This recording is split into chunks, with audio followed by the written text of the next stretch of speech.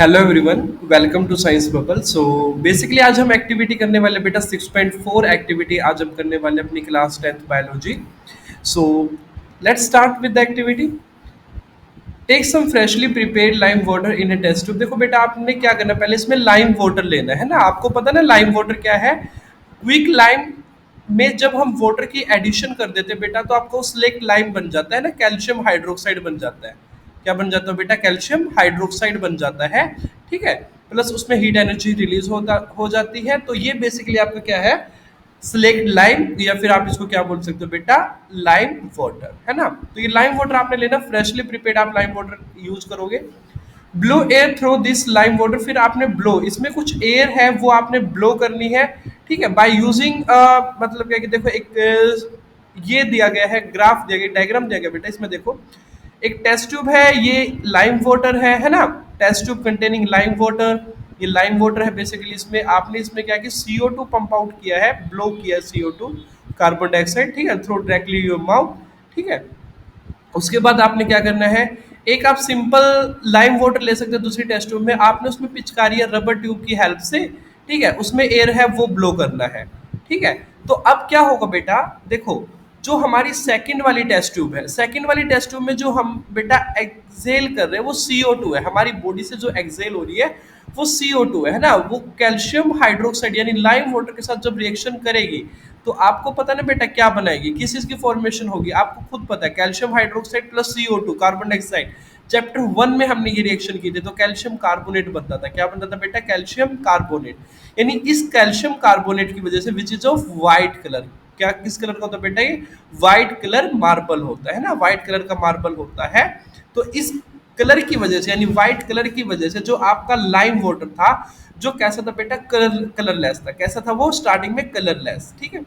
तो जैसे ही आपने उसके अंदर CO2 एक्सेल किए, यानी ब्लो आउट किया कार्बन डाइऑक्साइड, तो वो आपका क्या हुआ, मिल्की कलर में कन्वर्ट हो गया। वो मिल्की कलर किस वजह से बेटा? Due to the formation of calcium carbonate, है ना। सो इजी सी रिएक्शन है, इजी से ये एक्टिविटी है।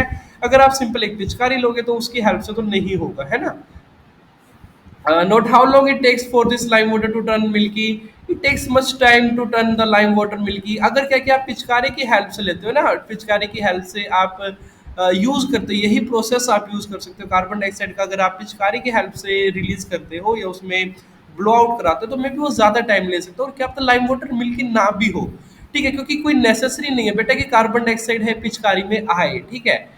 So what does this tells us about the amount of carbon dioxide in the air that we breathe out? ठीक है, जो हम ब्रीथ आउट, जो एयर हम यूज कर रहे हैं ना, ब्रीथ आउट कर रहे हैं बेटा, तो उसमें कार्बन डाइऑक्साइड का जो अमाउंट है एग्जैक्ट, वो तो तभी पता चलेगा। देखो अगर क्या किया आपने, डायरेक्टली उसको एक्सहेल किया है तो, ठीक है, इट शो दैट द जो ब्रेथ आउट, जो एयर हम ब्रेथ आउट करें बेटा, contains more carbon dioxide as compare to the atmospheric air. ठीक है।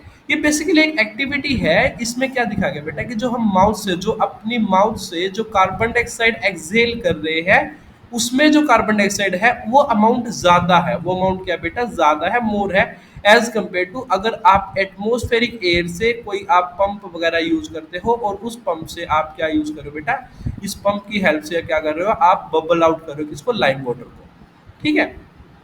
तो आपने अगर लाइम वाटर को CO2 प्रोवाइड किया है, एक तो विद द हेल्प ऑफ किसी पिचकारी वगैरह से, ठीक है, और एक डायरेक्टली माउथ से, तो माउथ के कंपैरिजन में क्या होगा बेटा, माउथ की हेल्प से जो कार्बन डाइऑक्साइड है वो ज्यादा अमाउंट में प्रोड्यूस होगा, और वो लाइम वाटर को जल्दी मिल्की में कन्वर्ट करेगा।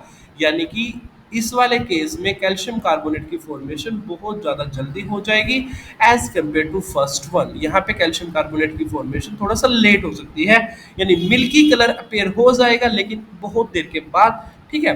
और इस वाले केस में आपके पास जल्दी मिल्की कलर है वो बन जाएगा, क्योंकि कैल्शियम कार्बोनेट की फॉर्मेशन ज़्यादा जल्दी होगी, क्योंकि कार्बन डाइऑक्साइड आपने ज़्यादा डायरेक्टली आपने प्रोवाइड किया है।